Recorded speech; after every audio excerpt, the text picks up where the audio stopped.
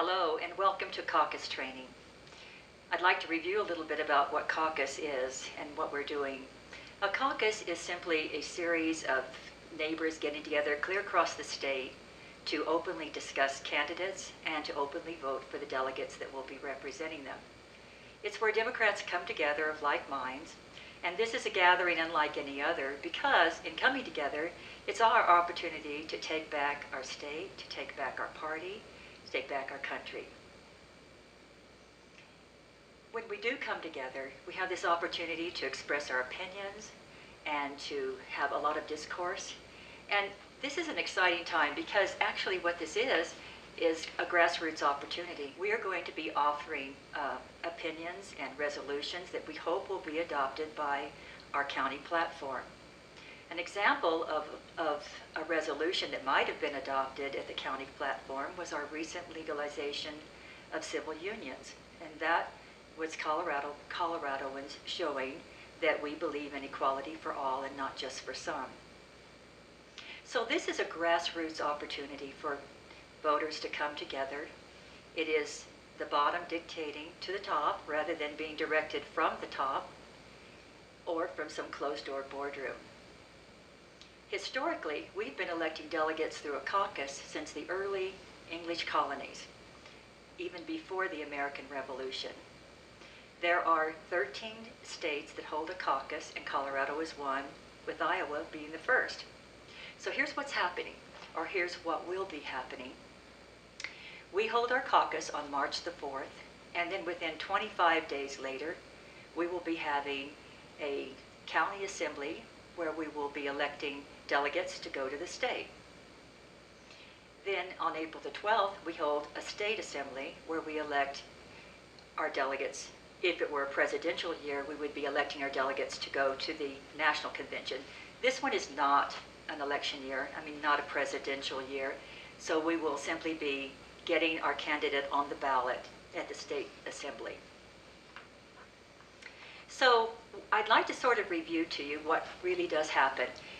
The most important thing that happens at a caucus is we will be electing our delegates and we will be proposing resolutions. This is the only time that we have the opportunity to do this, and it's once every 2 years for a 2-hour window of time. That portion of the caucus will be more or less the grand finale. But we take this advantage because we're going to do other things at the caucus as well. So picture this. You're going to be going to your caucus, you will be the convener, or you'll be the location manager, and we'll concentrate on the convener first. The convener is simply the person who starts off the caucus. So think of the convener as a starter. This person will be welcoming everyone who's come, and this person will be getting everyone to sign in. So at that point, because it is an official gathering, we're going to have an election to elect a caucus chair for the evening. More than likely, this is going to be the convener because the convener has been trained. But if anyone else is there that would like to conduct the caucus, they may nominate themselves too, and an election will be held. Because it is official, we'll also have a secretary that we need to elect as well to do the recording. And that will be voted for at that time at the caucus. Once those two people have been voted in, we're ready to begin. Now that we've elected the caucus chair and the caucus secretary, and we've verified the attendance of everyone there, we would go ahead and recite the Pledge of Allegiance.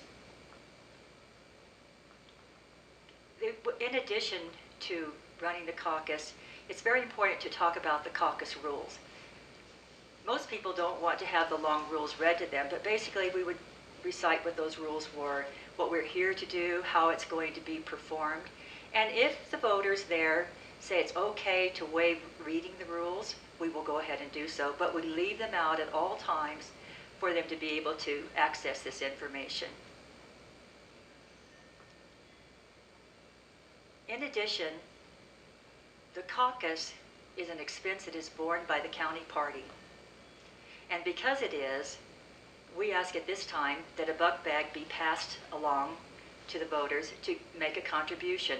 If everyone contributed about $5, it would go a long ways toward defraying the cost of the caucus, and the amount they give is entirely up to them. This buck bag that you'll see later, we do ask everyone fill out their name, their address, where they work, the amount they give, not because we're being nosy, but because we're required to do that by law. The next item that's very important to us is electing a precinct chair. The precinct chair is the heart and soul of the county party. Here's the thing, at a caucus, it's sort of a dividing time because when the caucus starts, we are ending a 2-year part-time commitment from the previous precinct chairs who have served. So this becomes our opportunity, and because most of you that have come here are very interested in the process that's going on, we love to talk to you about the possibility of becoming a precinct chair. Beyond the 2-year commitment, which really amounts to about 20 hours a year, there are 2 requirements, and that is to attend 2 county committee meetings, one held in late winter and one held in late summer. This is fun. Think of your high school student council, only this is more fun. You're with your fellow Democrats of like mind, so it's a great opportunity to serve and a small price to pay for democracy. So you would ask at that point if anybody there would like to be a precinct chair. We need 2.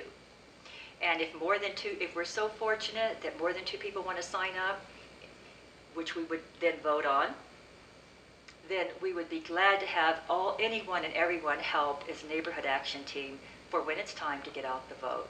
So this process is very important, and we want to make sure that everyone is invited to become a precinct chair that is interested. All right, after that, we're going to ask if anyone wants to be an election judge. This is a paid position by the county, and the caucus is a wonderful opportunity to sign up. They look hard and long at people signing up at a caucus. So if anyone is interested, they can sign up. The county will notify them. The amount varies, but generally the paid position amounts to about $100 a day on an election day, and training from them is also paid for. Then we finally come to the part that really makes the caucus very, very important, and that is looking hard at our candidates and electing our delegates. So here's how this works. Say if you have one delegate, and you could always have an undecided, or you could have more than one. So at that point, we're going to have some discussion. We're going to conduct what we call a straw poll for practice, just to get a feel of the room where how everybody stands on their candidate.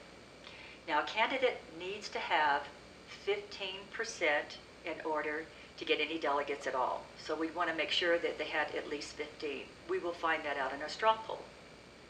Just so you know, we begin with a fixed number of delegates that we can have in our precinct. And how is that determined? Well, that was determined at another election, the one before, depending on how many people voted in your precinct. So let's say you have a number like 6. Every candidate there wants to get all 6 of those delegates. So we take what we call the straw poll. We'd say who is in favor of this particular candidate, which in this case is going to be our senator. This is a non-binding poll to get sort of a feel. We would take that number, and based on that number, which I will go over later with you in a very simple mathematical worksheet formula, we would allocate that many delegates for that candidate. This is non-binding. If there is any other candidate that is getting a vote there or uncommitted, we would take that one too. So having said that, everybody in the room gets a feel of how the delegates' votes are going to be split up. So at this time, there's no more discussion. We take a non-binding preference poll. This is recorded by the secretary. Everything that is recorded will be signed by the secretary and also by the caucus chair. Then we come to the very last part of the caucus, and that is to offer resolutions. Some people come with ideas of what they'd like to see get on the platform in advance. Some think of them on the spur of the moment, and some don't have any to offer at all. They just listen. But we have this opportunity to raise these resolutions. We discuss them, then we vote on them, one by one. And once it is if it is voted for and positive that yes, we would like to have this go farther up the ladder to the party platform, then it is. It's restated very simply, and it's recorded on a form. At that point, because we have this 2-hour window of time, and we are watching the time, we thank everyone for coming. And one thing I failed to say is you're with your neighbors. This is a warm time. We should be having fun with this. Some people, this particular one is going to be Mardi Gras. You could wear beads. You could have fun. You could go red, white, and blue. You could bring a treat if you'd like. It's not required, but it's up to you. If you're the kind of person that wants to make a little party out of it, this is your opportunity. But the most important thing is to make sure that everyone feels welcome, that everyone has an opportunity to be heard, and that they are thanked and appreciation is shown for having come to their caucus and participating in it, because this is democracy in action. And one more thing, it's very important, and we warmly welcome students coming for the same reason. They can see democracy. We want them to know that this future is about them, and we want them to be observing. Who can participate in a caucus? It's anyone that has lived in the community as a registered Democrat for over a couple of months. They're able to come and participate. Anyone can come and observe otherwise. So now I'm sure we'll go over more things. I might have forgotten something, but we'll pick it up along the way. And I would like to go over the paperwork that's involved so you will feel very comfortable with it when you start.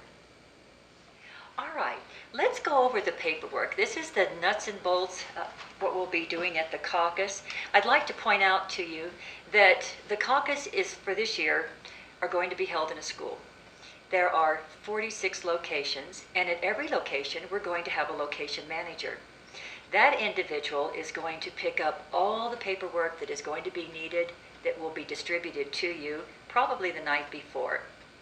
That location manager will make sure you get all the paperwork you need. We're going to take a look at this paperwork momentarily, a sample sheet. I should tell you that the caucus location manager will be arriving at his designated or her designated school about 5:30 to get set up. The conveners will be coming about 6 o'clock to be getting set up, or earlier if they would like. Because at 6:30, voters are going to start coming in to get signed in, and we will start promptly at 7. So let's take a look at this paperwork. This is just a sample one. If you were at a caucus training, you would be giving this, and we would be looking through it. And we're going to go through it. You'll be able to get your very own copy by calling the Democratic headquarters at 473-8713. Call them first to make sure they have yours ready so you can go by and pick one up to look at. Mind you, the one you'll be getting is just a sample, but I know you're going to want to get familiar with the forms. So on this particular form, we have a cover sheet. And we're going to pretend like we're in, I don't know if you can see this, but we're going to pretend like that we are in precinct 122. And it says right here that it's authorized to get 4 delegates. Remember, the delegates were determined earlier by who voted in the last election, the number of people. So this one tells you where your location is at this particular school, the address. It'll have the name of the location manager and that information. It tells you the House district that you're in, your Senate district, your county commissioner district, your school district, and your judicial district. So that's that part. I'm just going to lift this off and set it over here. And this becomes my favorite part of the packet because it's the agenda. It's all the steps laid out for you to see. You have your step 1, all the way through step 6 with the actions, and then the corresponding paperwork over here. And why is this my favorite one? Because if you dropped this, it tells you exactly how to put it back together, and I've dropped it many times. So, and our step 1 is going to be telling you exactly what we're going to be doing. We'll be electing a caucus chair for tonight only. It's all the information here. And then the next part, we have the sign-in to begin with, excuse me.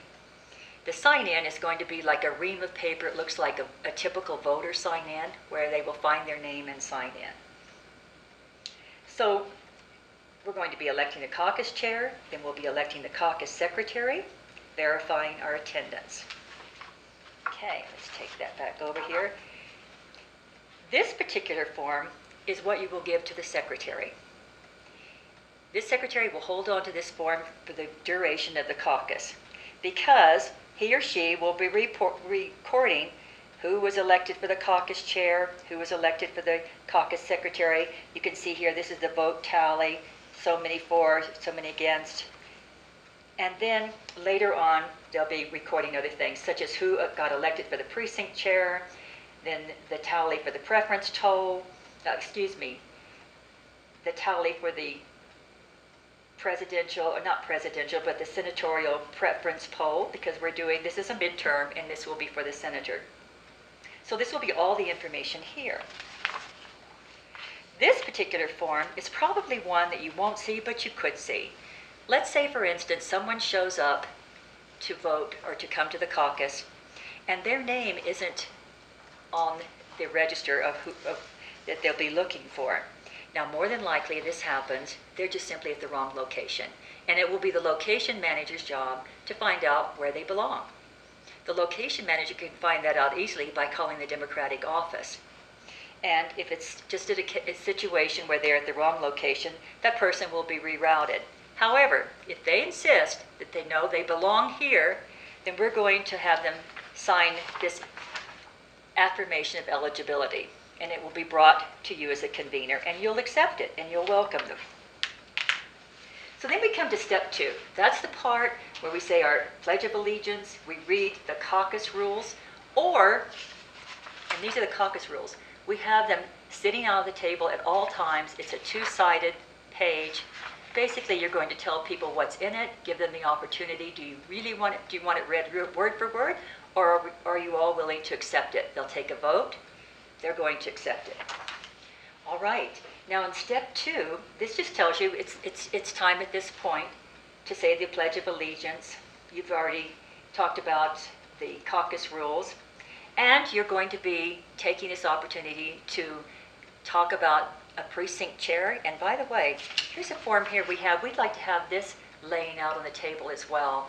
This is a little story about the precinct chair being the heart and soul of the Democratic Party, and basically what the precinct chair does, the requirements, and that they should know that everything is provided, training, mentorship. And with the last little message that is extremely important, that when Democrats vote, Democrats win. So all of that information is filled out and it's recorded in here once they have been elected. The secretary is going to record it on here. Then, one second here. Sorry. This is what that form looks like when we do elect our precinct chairs. We fill this out, and there is not a page that is filled out that isn't signed. It is signed by the caucus chair and the secretary. So that's what that looks like. In step 3, this is where we're going to be passing out the buck bag. And this is what that looks like. You remember that I told you that a person would put their name on here, their address, the amount, the occupation, the employer, and that's for legal purposes. So you'll give them an opportunity and thank them very much for helping defray the cost of the caucus. So now we come to the point here where we're going to sign people up for election judges.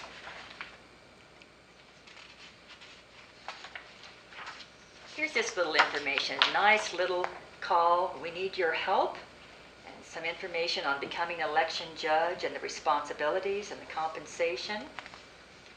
When they want to sign up, they'll be filling out a form like this, writing very legibly.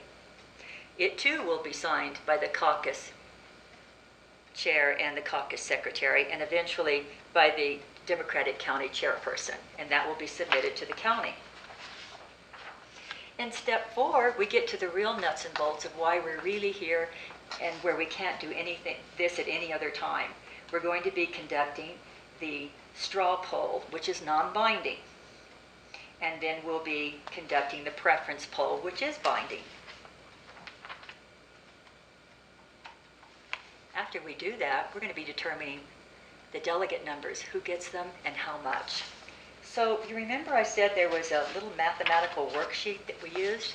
This is it. This is a sample one. It's already filled out. So let's pretend that we're all here from precinct 100. And we already know that we're going to get 6 delegates right here. Well, we have the number of caucus attendees, and let's pretend that we have 8. Our threshold is 15%. So let's just pretend for a moment that this was a presidential caucus. It's not, but we're going to pretend this time.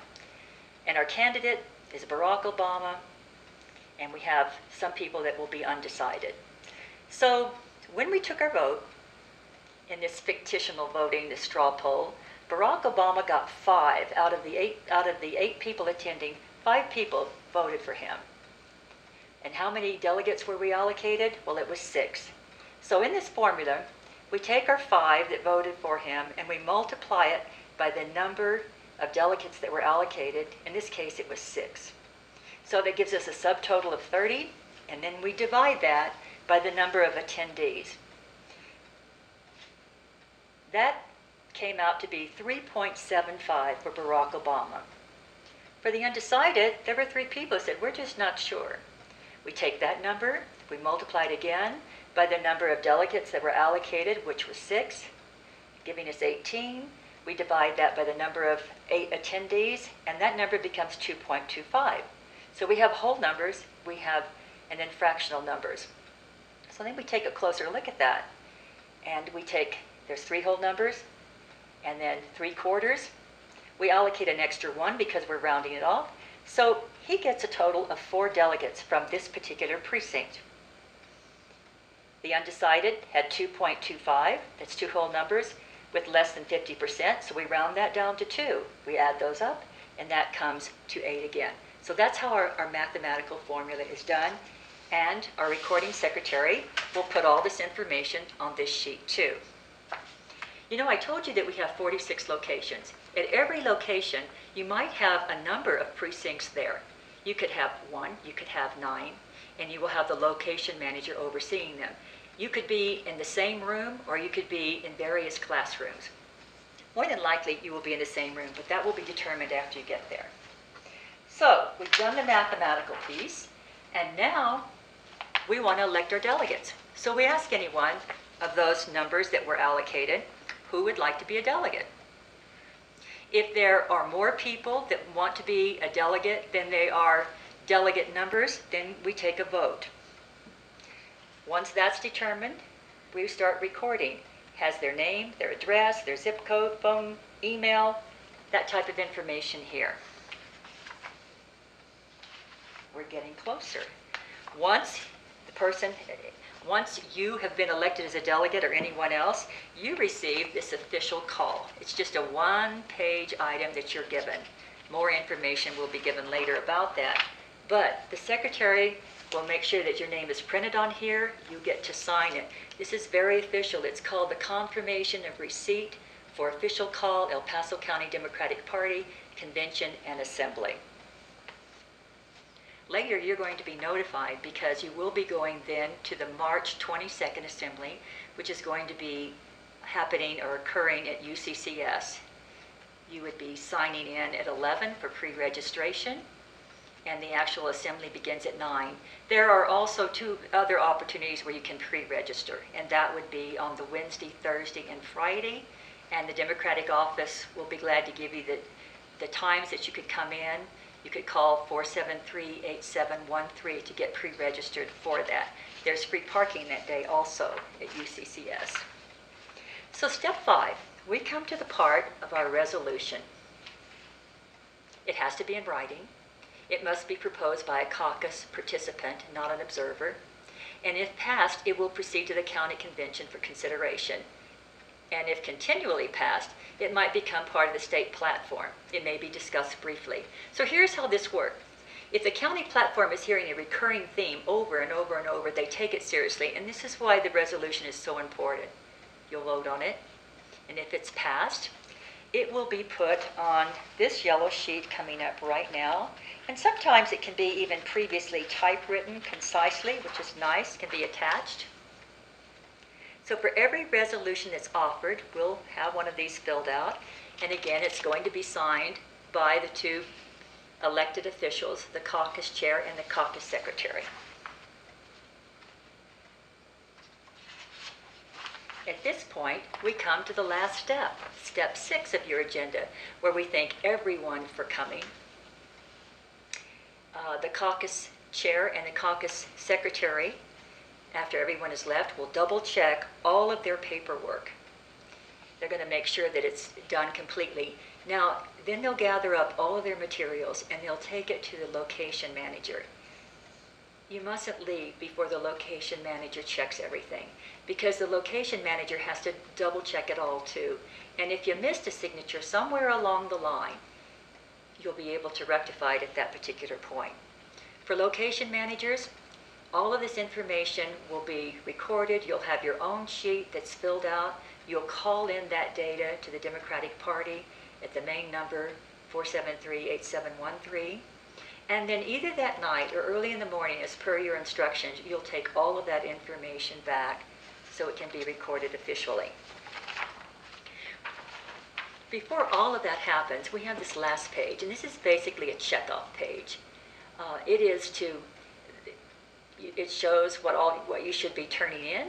It says the following caucus documents must be completed and signed. So it's your official checklist. You'll need to have your official DIM voter checklist sign-in, the right one that looks like the voter registration sign-in. You'll need that blue piece of paper where we had the official caucus delegate record. If you had someone coming in insisting that they belong there, you would have the pink form, which is your affirmation of eligibility to participate. You'll have your certification of election by your precinct caucus committee people. It's a green sheet. You'll have your list of your caucus judges, the white sheet. And another white sheet will be your caucus report of platform committee resolutions. Actually, that one was yellow. I'm sorry. Okay, and then you'll have this last one here, which is your Democratic buck bag. And don't forget your math worksheet. You're set to go. Now, if I were doing this convening, this is what I would do, because I've seen other people do it, and I think it makes sense. It's a kindness that you get after you've gotten familiar with these forms to go ahead and pull out and separate all the forms that your secretary is going to be using. So we have this first one, the one that's going to be used all evening long. And then we have this one for the green one for the election of the precinct chairs. Here's our list for our elected judges, or not our elected judges, but our signed-in judges. We have the math worksheet. Have that one ready. This is our sheet on our delegates. And then we have, the next sheet would be the official call we'll all be getting. The secretary can just pass that right out. And this will be the actual confirmation of receipt for the official call, which of course we keep that one too. This is the one for your resolutions. You'll have that one. And then finally, you have your checkoff list. So it's up to you, but it sort of makes sense to have that set up. One more thing I'd like to say about the caucus is that no one expects you to be an expert. You're a volunteer. In fact, the more natural you can act and you can tell people, this is the first time I've ever done this, they're going to love that. They're going to love the honesty, knowing that you're one of them, or just like them. So have fun with this. Don't be afraid to tell someone you're brand new. They'll be very happy to help you get through with it. Again, just have fun with it. Make it common sense. We've given you a basic guideline, but you may want to alter it a little bit. It doesn't matter as long as it gets done. And I want to thank you so very much for listening to this, being a part of the caucus training, for agreeing to convene or be a location manager. It's all very important, and we deeply, deeply appreciate it. Thank you. All right, just for a summation, I would just like to say that this caucus, or any caucus, is a very, very important window of time to come together to elect our candidates and our delegates and be a part of setting public policy. In doing so, we send notice to our legislators as well as to sinister power brokers that our vote, our voice, is more powerful than money and we will be participating in this exercise at any and every opportunity.